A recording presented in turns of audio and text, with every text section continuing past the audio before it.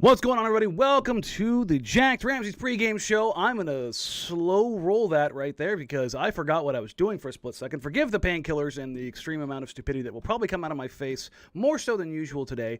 Danny Meringue, Brandon Sprague, back from an all-star break. Yes, I look like I had surgery because I had surgery. And, of course, my puppy is now hearing me talk, and after being quiet this entire time, is now going to get loud. Come here now. Now. All right, so... Danny Meringue, Brandon Sprague, Dallas the puppy. Yeah. Come on. There we go.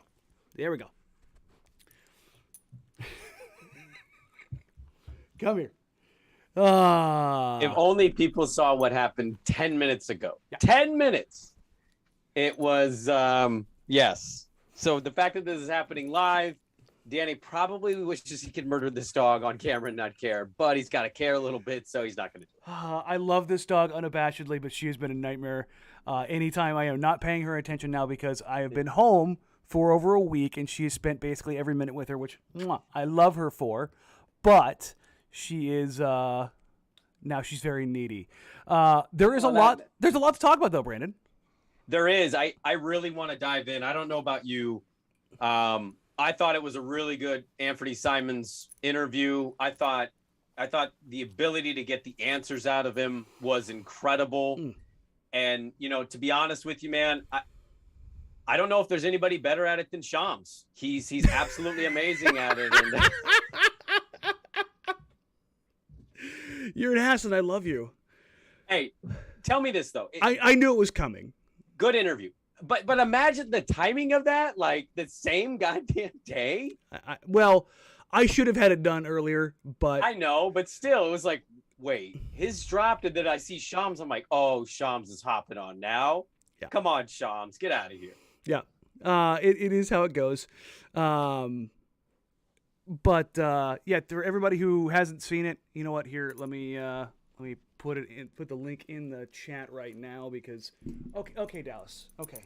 Listen, baby. It's good. It's 23 minutes of Anfernee Simons dissecting his game, talking about his weaknesses, talking about areas he's looking to improve.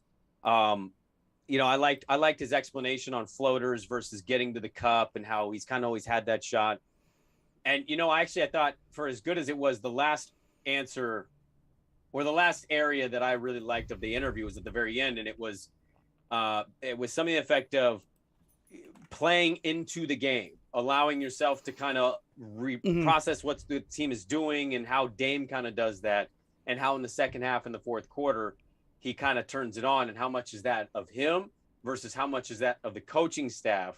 And he basically said it's a combination of things, but seeing how he's kind of becoming a mini Damian Lillard, it's really incredible because of that last game against Memphis. And everybody, splitting up the Dame move versus what Ant did. It's basically the same thing.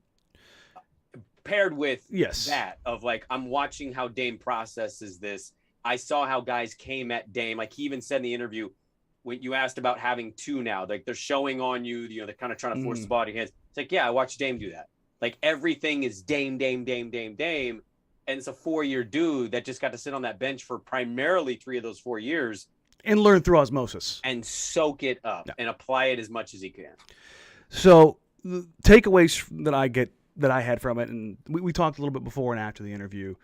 Number one, Ant was very tired. Very tired. Seeing the coverage that he saw, seeing the amount of focus, being at the top of the scouting report now for basically 6 weeks, how he's adapted to that has been taxing, and how he's dealing with that was really enlightening and interesting. And how much rest he really felt like he needed, and how he's like, listen, man, like how Dame does this is incredible. Like it's a new kind of idea to fully understand that many minutes and that much focus. The thing I thought that I really should have highlighted better was the idea of his coach basically saying that he's savant-like. Yeah. I just do stuff. Yep. And to Ant, that's a normal thing. And I've kind of highlighted this in the past about talking about how he's adopted Dame's footwork. And that's not a normal thing, to be able to just replicate footwork that good. to just go from, you know what, I kind of want to take that footwork and just like I tweeted out, like just matrix downloading it, plugging it in, like it's almost exact. Yeah, it is absolutely incredible. He makes it look so easy that it's hard to really wrap your head around how good of a player he is and how quickly he learns. And he started talking about with passing. And before the interview, I'll give you guys a little behind the scenes. I was like, hey, man, listen, I always thought you would be a good player. I never saw this coming. Like and he said, and he kind of alluded to it again later on when he said, my dad said the same thing. And I go, the whole playmaking creation thing, like he's like, yeah, you know, my dad was surprised that I was able to just kind of do that. He never thought I'd be able to do that. And it went from like a secondary creator a guy who could do some things and get to spots, but go beyond that and be a primary initiator, primary creator, a guy who can run an entire offense throughout that entire thing. And it's, again, somebody in the comments says Phil Beckner. If you want to go back, I had Phil on earlier this year talking about in the summer talking about development and specifically talking about Anfernee Simons. If you take that interview and you take Jason Quick's piece that he talked about with the serial killer, the kind of the turning point moment for Anfernee Simons with Phil Beckner, you put that interview that I did with Ant, you can kind of piece together the last like 8 months for Anfernee Simons and his development and what is that development curve and what it's kind of looked like. Yep. And I think it's really, really, really interesting because we don't typically see stuff like this happen. You don't see okay, then boom. Most superstars or stars, they're there. You know it. It's there. It happens very, very quickly. Ant has put himself in kind of the same shoes, I think, as a Jimmy Butler, where you saw little flashes of like, oh, that's nice. And I think for me, it's been very, very cool to have like front row seats to see this kind of all play out. Oh yeah, absolutely. I mean, you get to almost Dion high step your way into the end zone on your feelings of Ant. Mm-hmm. But then again, you're also, you're hoping you don't drop the ball at the one, celebrating too much because you're like, holy shit, I didn't see this coming. You know what I mean? Like it's one thing to live up to what you think he can be. It's another to watch him surpass that. And you're like, okay, well, like, I guess now I was right. And now I'm a little wrong because I even shortchanged him somewhat. And that's the thing is, I was thinking about this driving home today. I don't know what he's going to be with Dame. I don't know what the future holds, if that's multi-all-star, if that's somewhat of a CJ type thing, or if he's really good, but it's a crowded backcourt and it's hard to make the all-star game, whatever that is. But to me, it's interesting to see them run that back this year and see what he's going to look like, because the element of Ant that's very fascinating is he really reminds me of Justin Herbert. And what I mean by that is Justin Herbert came out of college and he was very polarizing. There was a lot of pundits saying, this dude. I didn't like it. I went and watched him play live twice. Knew the tools were there, and I said, how is this guy a number one? Not a chance in hell. I could have been more wrong. Come on, Duck fan will not be able to be honest about that. No. If they were, they'd tell you they didn't know that this is what he is. I saw him play 6 games in person. I never once was like, he's that dude. He's that dude. But he was drafted nonetheless after Tua, and it was instantaneous. It was, hey, we almost just murdered the starting quarterback with a syringe. Can you play right now against the world champion football team? Yeah. And he said, yeah. And it just took off. And there's a look, right? There's a quarterback look that you see in the NFL. Yep. I think you apply a lot of that to the NBA. You see that look. It's like when we saw Dame in year 1, you just kind of knew. You didn't know where or how it was going to go, but you can just see that it just clicks for some guys. It's an intuition. It's a feel. It's a process that is faster than a lot of other players. He has a lot of that when you watch him play. Yeah, it's I'm trying to quantify it all. You alluded to something there, the playing with Damian Lillard, and a couple of people are talking about Dame's interview with Draymond, which if you haven't watched, watch. It's fantastic. It's really good. But one thing that Dame drove home with Dre was that my game isn't selfish. It plays alongside, and for all Dame did was play a lot of ISO, play a lot of pick and roll. I think folks are finally realizing he did that because he had to. There weren't other creators outside of CJ. And even then, CJ's a shot creator, not a playmaker. And I think playing along Anfernee Simons, playing alongside Josh Hart, playing alongside, if they get another player in there, Jeremy Grant, who is more talented than basically anybody else they've had in that spot since LaMarcus Aldridge, takes some of that burden off of Dame's plate. And I'm really not worried about offensively how those two guys are going to get along and how the ball is going to move, because I think that it's going to change. I think Dame is going to look at Anfernee Simons and see what he has done and go, he's that guy, and allow that talent to kind of come through and play off of his talent.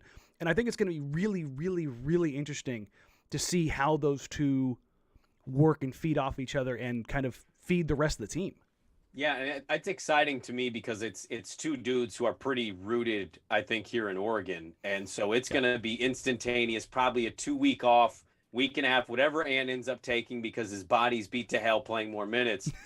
Whatever that vacation period is, I think he's going to take it. And then as soon as it's done, like as the playoffs are still going, as it's round 1, round 2, I think him and Dame will be in the lab together. And I think Ant's going to go down to LA. He's going to go work out with Darren Collison again, work on his playmaking because it paid dividends.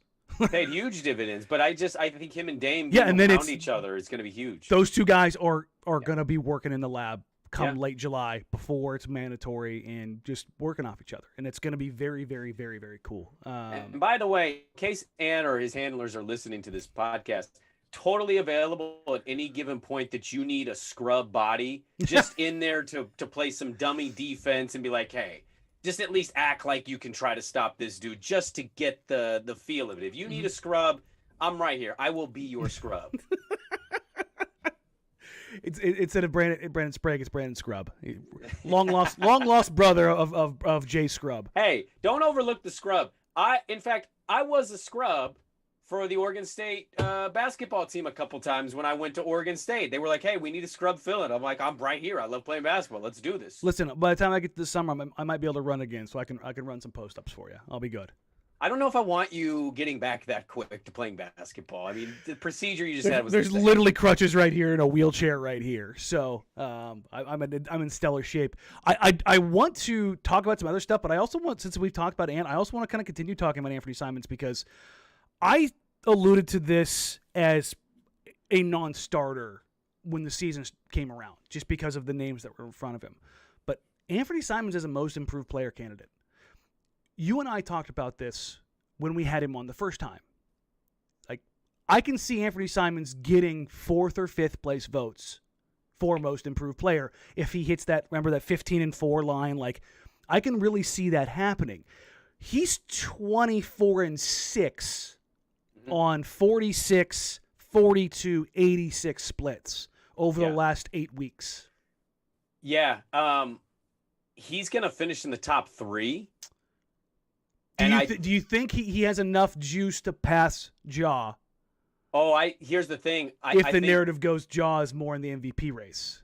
Well, Ja is in the MVP race. There's 2 guys in the MVP race that have no chance of winning the MVP because I think the narrative is kind of already gotten set. It's gearing towards Joel. If James comes and fits well with the Sixers and they win, Joel is going to get it. If it's not, it's going to be Jokic because his stats are insane. And Giannis is just sitting here like, hey, guys, have another career year. Yeah, no big mind deal. Me. Don't mind me. I just won the NBA championship. Unfortunately for Ant, those 3, I think, are the MVP, which I think lays ground for what I'm going to say. I think Ant's going to finish 3rd, and I think he's going to be right behind Ja and DeRozan because I think what you see is the MVP, because those 2 dudes deserve a lot of MVP love. And they're not going to get enough, I think, to win it. So what does the league do? Well, hey, DeRozan, dear God, you were one of the top blank players in the NBA. Here you go. Or Ja, you took a real step this year to superstardom. Yeah. Here you go. But I think Ant is right there on the mantle and deserves to be right there with any of those kind of guys. The crazy thing is I didn't think he was going to be able to pass like a Miles Bridges or even a LaMelo Ball. But I think he's passed those guys as far as the jump because of what he has done. Danny, is it blasphemous to wonder aloud? Has he been better than LaMelo Ball this year? Over the last 8 weeks, he has been. this Well, year. that's what I mean. Since he started playing. I would put him. He and this is going to sound crazy and hyperbolic. He has been a top 20 player in the NBA over the last 8 weeks. Oh, it's hard to disagree with that. The numbers back it up. So when you're that good and that efficient, and you're doing what he's been doing and contributing to wins in the matter that he has, yeah, that's kind of a crazy thing to say, but that's where he's at. But I just thought that was kind of insane. I've seen somebody ask me this about a month ago, and Ant's odds were at plus 8,000. I was like, listen, if you're gonna take a flyer on something, that's something to take a flyer on. It's like, I don't know if he's gonna hold this production up for the rest of the year. They were at 10,000. Remember, we did that pod. We were that's right. Well, that was to start the season, but this was just like a month ago. Like somebody tweeted at me. It was it was at plus 8,000. They were already starting to creep down. I would have bought a ticket of that. Somebody hit me up the other day and said they were down to like plus 2,500 already, and I was Let me see. I'll see if I can find it right now. That's a lot. That's a big jump. but I mean, yeah, if you're going from 8,000 to 25, I'd even say 25. I mean, 25 to 1. That's still like worth looking at. TV says Ant has made true breakthrough. That should warrant they might be more than just a level up. Guys, Ja wasn't just a level up. Ja went from 18 a game to 28, 29 a game. And his team is what, third or fourth in the West? Yeah, it depends on what day it is. They're top 4 seed in the West, and he is unabashedly the leader of the team. Okay, that's more than just a level up.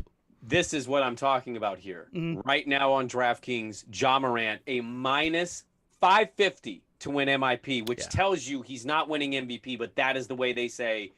Hell of a season. Yes. Miles Bridges is at plus 700, next best odds. Darius Garland plus 1,200. That's a sneaky good one too. Yes, Garland's been fantastic this year. Murray was an all-star. So Murray was the next one I had behind him because he's also averaging nearly a triple-double.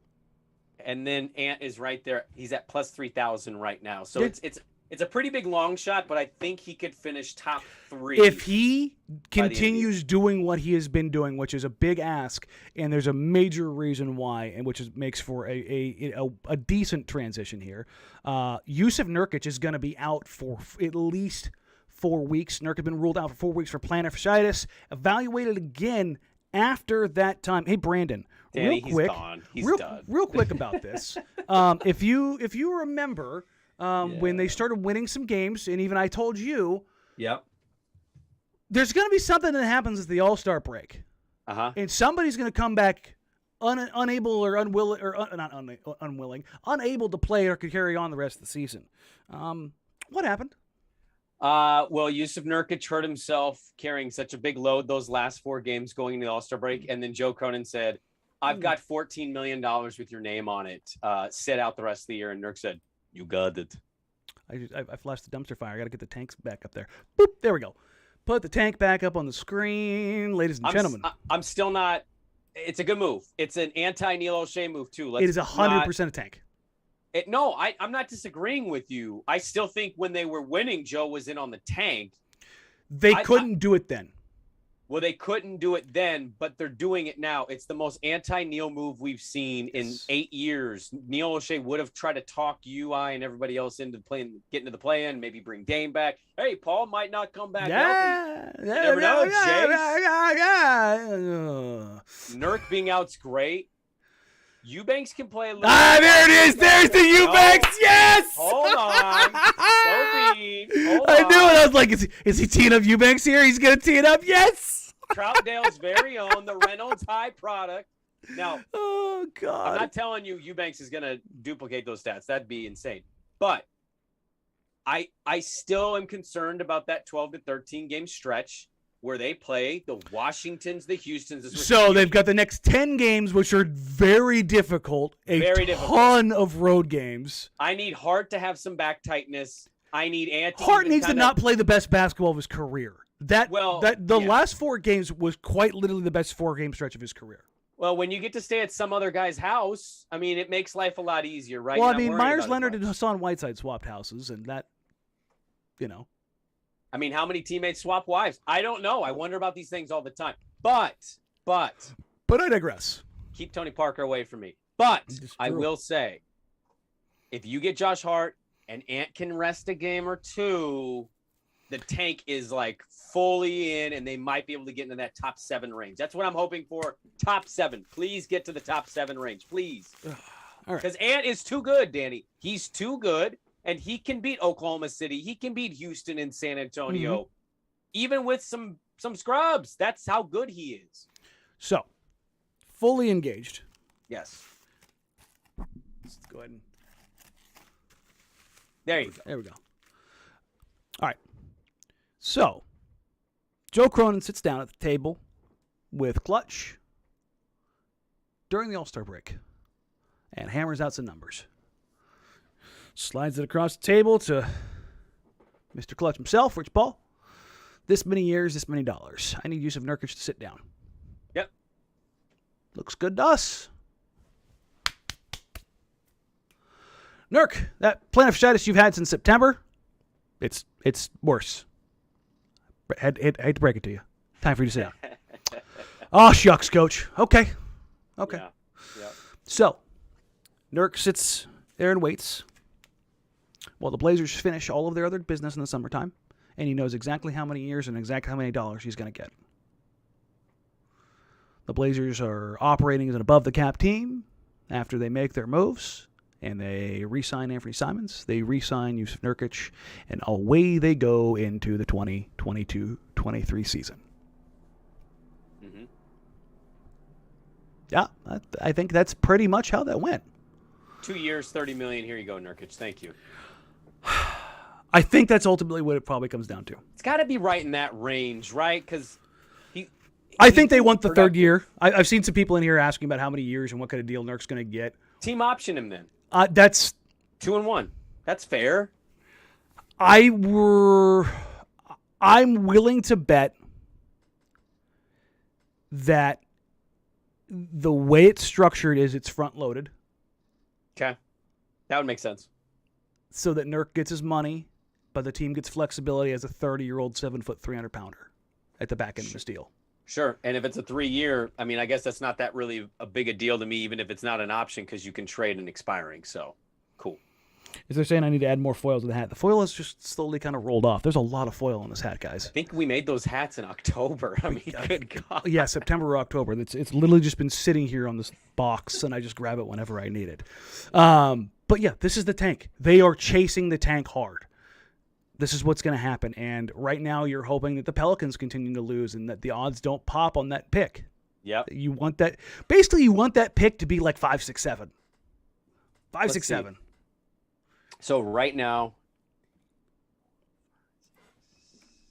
we pulling up Tankathon or what? They're about. No, I wanted to see where they're at. They're tied with the Knicks for about the 9th worst record. You've got the Spurs and the Pellies tied at 7. There's 6 games ahead of the Thunder at number 4, but only 3.5 ahead of Sacramento at number 6. I honestly, I don't think it's insane for you to be able to maybe catch Sacramento. I don't think you'll be able to catch the Pacers. They suck. The Thunder are awful. The Rockets are trying to lose. The Pistons are trying to lose, and the Magic can't win if they tried. So I think you aim for Sacramento. Get worse than Sacramento. Put yourself in the bottom 6 and say, what would you say, Danny? Whee! There we go. And then you hope the lottery gods pay out. I have spent an immeasurable amount of time in bed for the last week, and most of that time has been spent doing a couple things. One, mostly giggling at the ceiling. Don't tell us what the second thing is if you're by yourself. I've had a puppy there. Come on now. Listen, this isn't Mississippi. Don't get it twisted. But the other part of this is playing a lot of 2K and watching a lot of college basketball replays. I had a bunch of folks that I reached out to said, hey, give me – I reached out on Twitter and then I reached out in the DMs and texts to try to figure out the best games to go back and kind of watch and understand guys. And Keegan Murray and Ben Mathurin are 2 guys that I've spent a ton of time watching for the last couple of days. And it's been very, very interesting to see how those 2 guys progress. And the more into this I'm getting, the more I'm kind of liking the prospects that are going to be around that kind of range for Portland. So it's going to be really interesting to see how this all plays out. But it's fun. That's the other part of this. It's like this, like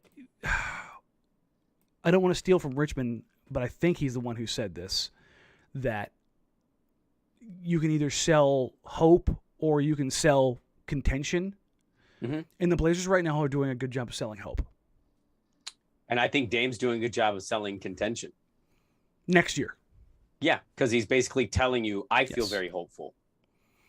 There's a beacon of light at the end of the road. And I think as much fun as these last couple of games were going into the All-Star break, you can at least sense a different brand of basketball is on the horizon, that they're going to play a more entertaining brand of basketball. And I should also, I haven't alluded to this really at all, the Trailblazers are going to have another fun guy on the court tonight, Brandon. Keon Johnson. Mm-hmm. There's a strong likelihood he's going to play, and he's been out for a while. And for those who are not familiar with him, we've talked about how athletic this team has been. You were about to see the most athletic guy from the combine. This guy's a monster. 48-inch vertical, 2-cone drill, 3-cone drill, everything you could ever want. This guy is a freak of nature. Let me put it out there now. I'm really looking forward to him scoring 8 points tonight and seeing the people who shit on that trade and said, who gives a crap about this guy, suddenly switch their positions to go, guys. They might have something here. I think they got something here. It's the most Blazer fan thing we do. We shit on the player we don't know, and then he scores 7 points. We go, oh, guys. So it's going to be very interesting to see how he's worked into things, and people are asking, is Keon playing today? Last I heard that he is going to give it a go today. So, in fact, I have Blazers Slack right here. Let me take a look and see if there's been an update to the. Might be a little early still, but. He's probable. He's gonna go. Okay, he's gonna play. He's gonna go. Yeah. For those that are unaware, probable in Blazers medical parlance means he's playing. So, that's kind of how this all works. So, again, thank you guys for kind of coming back after the All-Star break. And thank you all on a personal note to everybody who reached out and said something, and I really appreciate it. I tried to respond to everybody as much as I could. If I missed you, I'm sorry. I got a ton of messages and a ton of text messages, a ton of DMs, and I'll say right now, it was very heartwarming to have a lot of support when going through that process. It sucked, and it still sucks. I told Brandon right now. I am still in a significant amount of pain, but I don't have anything else to do, and I'm stuck in the house in the next couple weeks, and it's going to hurt regardless. So, thank you for making this more enjoyable and more fun, and than being stuck in bed and being miserable myself. So, can we address the elephant in the room? So I did the live watch party their last game against Memphis. And I was off Twitter, but I was on the live watch party with everybody. Mm-hmm. Can we talk about the fact that you had your body cut open and drilled into, and like 4 hours later, you popped some meds and you decided to hop on Twitter? Yeah, no, I was laying in bed and What are we doing? What are we doing? So I got home with about 9 minutes left in the game, and I had a lot of fentanyl still running through the body. Wife got me into bed, and I mean, I was still pretty jacked up from the surgery. For sure. And I was just watching what was a very fun game, and I had my phone with me in bed, and I was just basically the thing I tweeted that night was, "This is fun." Like, it was just... No, that's not all you tweeted. You tweeted like 4 times, and we were making note. People were sending them in our chat on the live watch party, and we were all like, how high is he now? And then somebody would be like, look how he spelled this word. And we'd be like, oh, yeah, he's through the moon now. Yeah, no. For anybody who's noticed my tweets over the last week, I think I tweeted out a promo video for Ant, and I said it's saying All-Star Break. I called it the Star Break because I just forgot all. And I was like, I'm not redoing this. I don't care. I'm too high and I'm in too much pain. Twitter needs an edit button. I don't know why we had that yet. Because people are evil. That's the conclusion that I've come to. We've spent this entire time without really talking about this game tonight. It's hilarious. Anfernee Simons is the only only member of the opening night 9-man rotation playing tonight. That is very depressing for you to say out loud. That's one of the quickest changeovers and turnovers to a roster I've ever seen. I mean, that's quite literally an example of a team that had no business bringing that back. Mm-hmm. I mean, that's the shining example. If you have this happen in the NBA, they are going to use the 2022, 2021 Trailblazers of, this is why you don't run it back. This is why you make changes, wholesale changes. Yeah. Otherwise, you waste a year. But let's do this real quick. Our line of the night, and then we'll get out of here. Our jacked up line of the night. Brandon, are you betting on this game tonight? I am not. The Warriors are favored by 10 at last look. Blazers, if you take them straight up, plus 400. The over-under is 227, which I found to be a very high number. Well, so the Memphis game, I'm recalling that. A lot of points in that game. I parlayed Ants over. Mm-hmm. You hit that. I actually took the Blazers. I think they were an 11.5-point dog to the Grizz. Yes, and they I'm were. like, they're on fire right now. That's a lot of points. And I actually bet the over, and they hit that as well.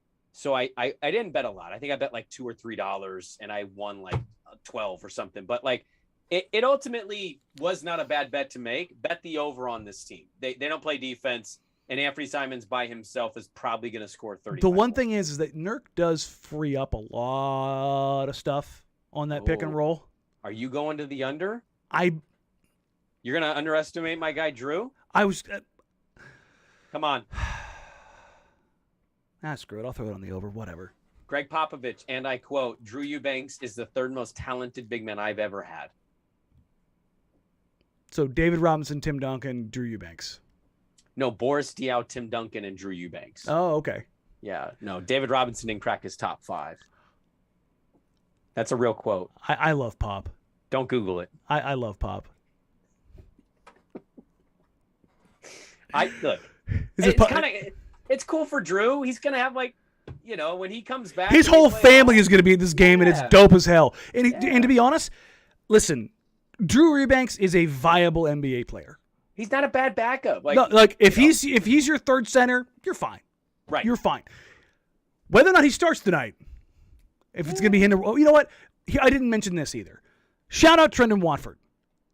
Shout out Trendon Watford for working his ass off, getting his two-way deal converted into a real NBA deal, and getting guaranteed money. Shout out Joe Cronin for converting it and actually using a two-way deal that mattered. Isn't that crazy? Isn't that nuts that you're able to do that? Now, did Trendon get maybe a little low ball because of that system? Absolutely. But you know what? That's the Sam Presti deal right there. But that's not Joe's fault. No.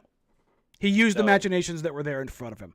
And if Trendon keeps playing and contributes in some way to this team next year, Trendon's going to get paid. Like, he'll get paid even more.